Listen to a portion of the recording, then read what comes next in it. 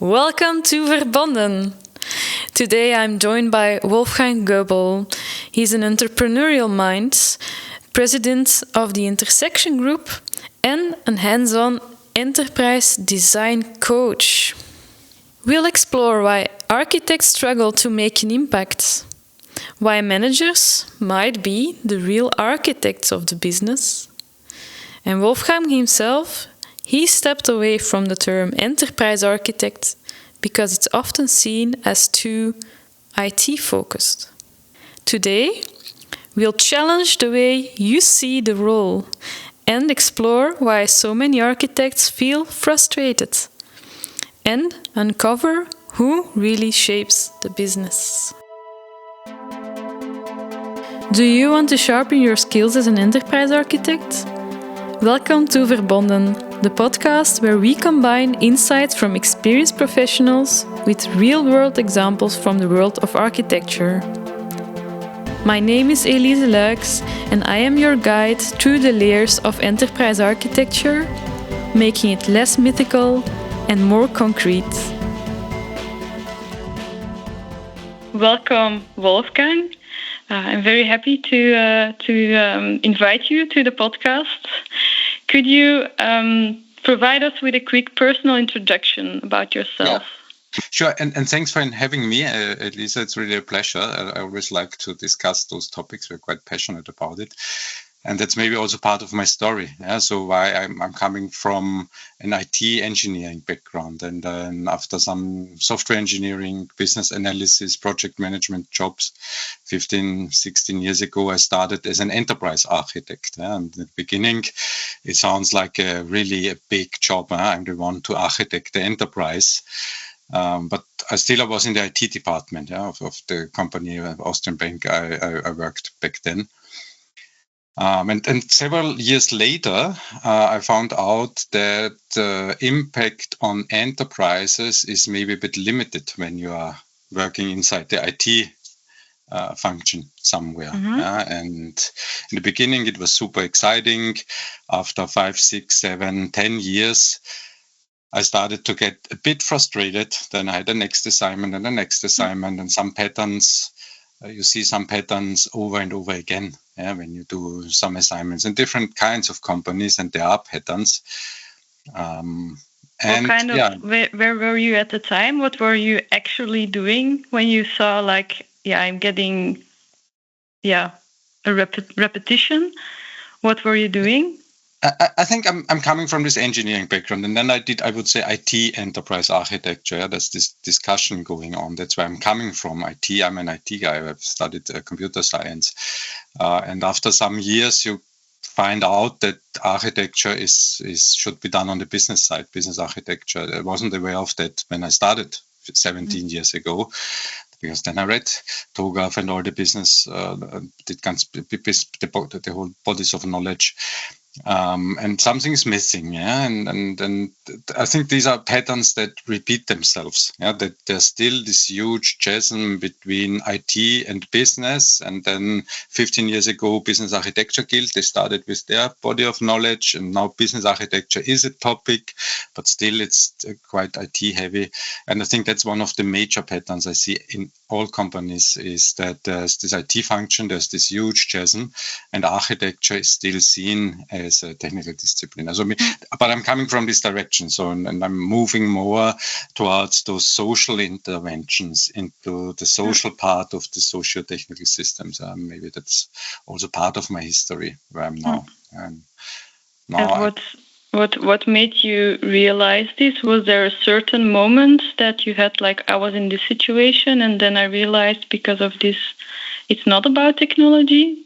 Only technology, I mean? Yeah, that was an interesting experience in my earlier years as an enterprise architect, largest Austrian bank. And we started, the first 3-4 years were really amazing. Yeah? That's where I learned enterprise architecture.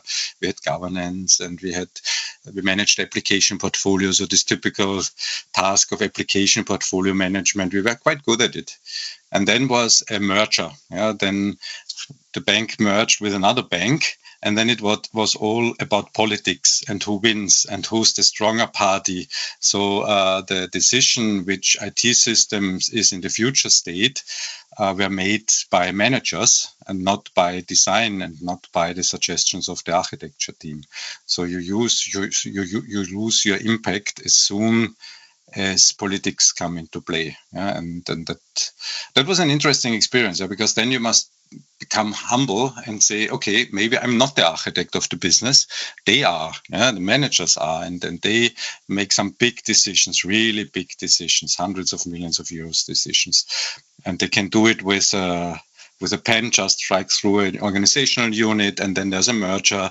And then we must be, I think all enterprise architects should be aware that we are not the architects of the enterprise. They are. I mean, we don't have the impact they have. And that's a very good point that you make, because at the end, they are the ones that are accountable. They are the ones that make the decisions. Exactly. We can only facilitate. Exactly. Yeah. All right.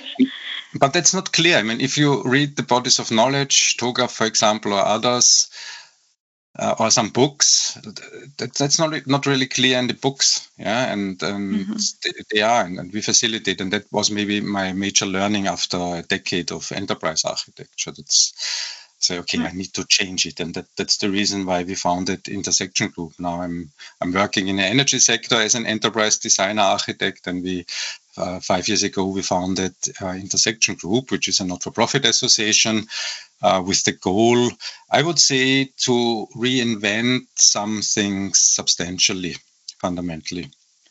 And what motivated you to shift towards enterprise design? Because at some point you came across the term enterprise design instead of enterprise architecture. Yeah, we've been discussing this in our association for years now. Yeah? Is architecture design? Is design part of architecture? I mean, you can do it, and there are maybe different thought leaders, and you can read books about this. We don't really care so much. The reason why we currently we use enterprise design, there's one reason, because it's not taken already, and enterprise architecture will never get rid of this gasoline smell. Yeah, we are the engineers, and that's how we are perceived, and we must be aware of that. Even if you say, okay, I'm super interested in your processes, capabilities, business architecture, I want to connect with you. Still, you report to the CEO usually as an enterprise architect, and they want to own their business. We are the business experts, our processes. There's architecture, I don't understand. So there's this idea of business architecture, but it's not on the business side, even if we want to bring it there. Yeah? And I mean, that's the idea with Intersection Group, is that we want to make architecture as easy to use as an iPhone. Maybe that's a slogan. So we believe that you can create tools, architecture tools, bodies of knowledges that are so simple to use that it's natural for non-engineers. Yeah? Architecture has this analytical smell, an engineering smell, but it's not. Yeah? Business people architect their business every day, if they do it intentionally or not. So some decisions happen without design, without architecture. They just happen by managers, middle managers, top-level managers, quite often based on gut feeling. So that's the non-intentional decisions and actions. Exactly. And maybe sometimes you should explore the impact or the dependencies of those decisions. What's the impact? What's the consequence? If you don't do it in a sound way, if you don't analyze processes deep enough, dependencies, IT, and that's what we see today. With business, they make big decisions. Of course, they are the business experts, and we have an architecture function somewhere in the IT department, and the chasm is not getting smaller. It's not. That's motivated. I mean, I think that motivated us to create Intersection Group and EDGI, which is our language to foster a collaborative co-design, co-architecture, if you want. So in this vision, it's, as you said, about facilitation. It's about bringing strong facilitation skills, maybe systemic interventions in the social systems, dealing with politics, understanding the relationship of people. It's always about people and technology, machines, and IT. I think our approach is fundamentally different in the way that we are not a discipline like enterprise architecture with their bodies of knowledge. It's a collaborative approach. So we want to bring AGI, which is our language to do that, to everybody, to make business people aware that they are designing, if they call it design or not, they are designing their business each and every day. Maybe they should be better educated in several kinds of design. They should, I think. And I think that's the paradigm shift, because we were frustrated. I was frustrated with the status quo, this limited impact. You were frustrated with the status quo being perceived as only in technology you have something to design or say, or you needed to do a more holistic vision of enterprises, or I think with the limited impact. So this merger, we had really 3 or 4 really good years where we were able to design future states, applications, and so on. And then was the merger, and then we did not have any impact at all. Political decisions, and I think that's. And I've been discussing that with many friends in the enterprise architecture space. They feel the same sense of frustration. They don't get it. How can they get it if you send them the 700 pages TOGAF book? They will never get it. So this the more holistic and collaborative approach will help to become less frustrated, to get more impact? It's the only way how it could work. So if we say a vision of better enterprises, that's our mission statement as Intersection Group. We want to see better enterprises. And better means, from an architecture perspective, more efficient. So we have more efficient processes. You have cheaper IT systems, better AI, whatever. Efficiency is one criterion in architecture. The other one is adaptability. How adaptive are we to respond to changes in the ecosystem? That's another fundamental property of the architecture. And if we want to really make it happen, implement a better enterprise, implement an enterprise that is more efficient and more adaptive, then a collaborative co-creation approach is the only way that will ever work. They must design their business. They must architect their business. They are hundreds of people in a company every day in parallel. And how do you see your role in organizations? It's you start the collaborative environment, and they become adaptable. Are you in an organization for a very long time, or more as a consultant project, longer project, where you implement this system? Personally, I always try to be employed in this company. You should be part of it. I think it's easier for at least a couple of years. So typically my jobs are for 4 years, usually.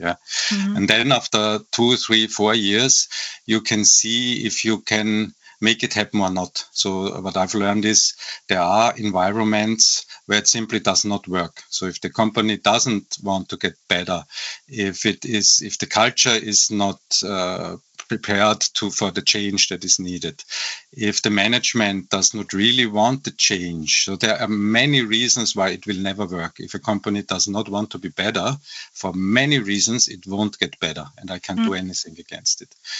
Usually that shows up after 2 years, maybe. First you explore a bit, but then I say, okay, do I have some impact? And if I don't have impact, then okay, maybe let's try it in a different company. Because it all depends on the owner. What does the owner want? What does the management want? Is there a hidden agenda? Do we really want to become better? Do we really have the resources to become better? Or is our company totally hopelessly flawed? What are the kind of, green flags that tell you that the culture is ready to make this change? I think that's a typical question for this digital transformation culture, new work. So it's more coming from this. It's an interesting one. So I would say, is there a pressure to change, a real pressure? I've seen companies, they said, yeah, we need an enterprise architect, we need to optimize and so on, but they made too much profit. Sometimes money is a problem if you have too much. I've worked for companies, too much money, but they hired an enterprise architect, but nobody really had the pain to change. So if there's really a pain, we need to change, otherwise we are dead. That's a good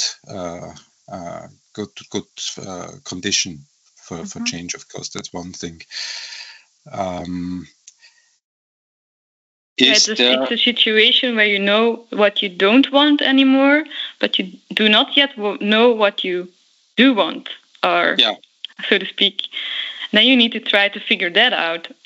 Exactly. Okay. Then it's a large transformation, but you must have the awareness that there is an urgent need to change. So this urgency and pressure is helpful, and it must be realistic. So what you need management cultures, you need leaders with a vision, you need business experts with a vision. So in that case, it all is, of course, it's dependent on, is there someone who has been for 30 years in the company, who knows the business, who knows the ecosystem, and is he strong enough, has he a strong vision, and can he communicate it down into the organization to set a direction. Yeah, so that's typically not my role to have this vision, because I'm not usually not 20 years in the same company. I don't know the ecosystem well enough. But this close relationship to a management that really wants the change and feels the pressure and is visionary enough to do it is crucial. Mm-hmm. Yeah, I think that some of the people listening to this conversation, they will really, I hope they will pick up on this, because it's very important. That was part 1 of the conversation with Wolfgang Goebl. We explored why enterprise architects often feel frustrated and why true business design happens beyond IT. Next time, we will dive into something practical. Wolfgang will walk us through his edgy framework, a way to connect enterprise identity, user experience, and technology with simplicity and beauty. Many thanks to Pieter-Jan Rombout for producing and editing, and to Leonard Busset for the intro music. And of course, thank you for listening, and see you next time.